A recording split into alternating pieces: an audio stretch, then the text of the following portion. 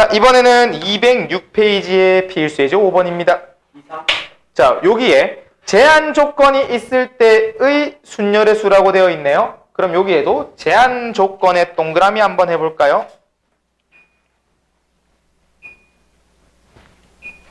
제한 조건의 동그라미하고 그 화살 표시를 해서 제한 조건을 들어주세요 된 거야. 제한된 조건을 만들자. 제한된 조건을 들어주자.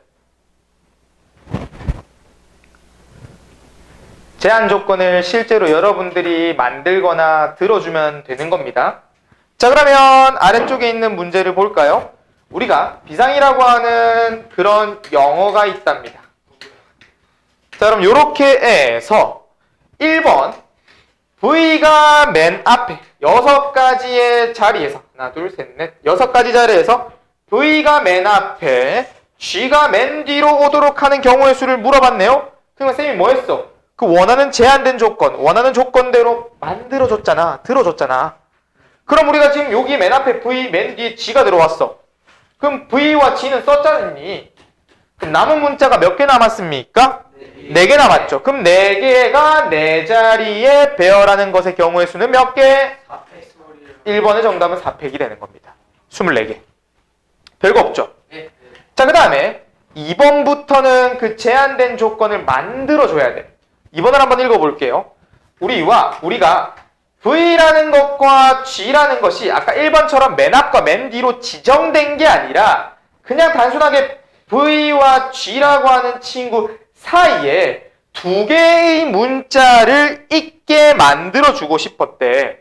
2개의 문자만 오도록 만들어주고 싶었답니다. 그러면 우리가 아까 말한 것처럼 제한된 조건은 직접 만들어보자라고 했잖아. 그럼 내가 어떻게 했어? 이 V와 G만 따로 떨어뜨려 놓고 이렇게 앞에 딱 V랑 G랑 만들어 놓고 여기 안쪽에 2개를 미리 대입하면 되겠네. 그러면 남아있는 문자가 몇 개입니까? 4개요. 4개였죠? 그럼 4개 중에 여기 2개를 집어넣는 경우의 수는 어떻게 됩니까? 12. 4, 3, 12. 4P라고 할 수 있겠죠? 4, 3, 12. 되겠습니까? 근데 우리가 문제를 잘 읽어야 되는 게 꼭 V와 G 순서로 나와야 돼? 아니요. GV도 상관이 없잖니. 그러니까 V와 G, GV. GV일 때도 몇 개? 12개가 또 나오니까 곱하기 2를 해줘야 된다는 거야. 곱하기. 그럼 우리가 이렇게 4개가 들어가는 경우의 수는 총 24가지의 경우의 수가 나오게 되는 겁니다. 그럼 그 예 중에 하나인, 그 24개 중에 하나인 VISG가 나왔다고 칠게. 그러니까 나왔다고 칠게. 이 24가지 중에 한 개가 된 거야. 그럼 여기서 아직 배열이 안 끝났잖아요. 어떻게? 우리가 VISG가 쓰여졌고 누구 남았니? AN 남았잖니. 그럼 얘를 또 뭐 해야 됩니까? 배열해야죠. 이거를 하나의 그룹으로 생각을 하고 배열해야 된다 이겁니다. 그러면 3팩토리얼이 추가로 들어와요. 다시 보자. 어떻게 했니? 아, 이번 문제는 그 V와 G 사이에 2개의 문자가 있고 싶다고 했죠. 그래서 실제로 V와 G를 따로 떨어뜨려 놓은 다음에 그 2개의 문자를 선택해서 집어넣어줬다고. 그것의 경우의 수가 12개. 4P2가 된 겁니다. 됐나요? 그런데 우리가 꼭 VG만 나올 이유가 없잖니. GV로 나올 수도 있는 거잖아. 그렇게 해서 곱하기 2까지 해서 24가지의 경우의 수가 나오게 된 건데 여기서 그 VISG라고 하는 그 24개 중에 하나의 예를 데리고 왔다고 치면 요 놈이 마무리 지어야 될 거 아니야. 6개의 숫자를 배열하는 데 있어서. 그럼 요 놈의 4개가 만들어진 문자는 서로 무조건 같이 움직이는 거야. 이웃이 된 하나의 그룹이 된 거라고요. 그럼 남은 2개의 문자를 총 몇 팩토리얼? 3팩토리얼. 3개가 배열되는 3팩토리얼이 이 24가지의 하나마다 다 들어오는 거야. 그러니까 2개는 어떻게? 곱해주는 거죠.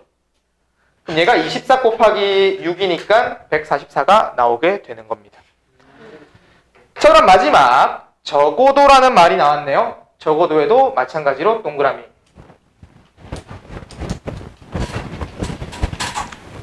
자, 적어도에서는 우리가 이런 말을 적어주세요.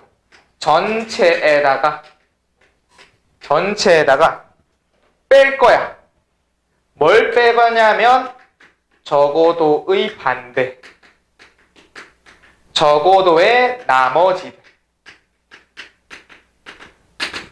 적어도의 나머지들을 뺄 겁니다. 자, 그런 거예요.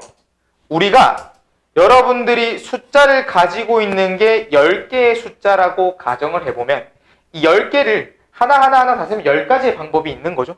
이게 100개, 1000개, 10,000개였다고 생각해봐.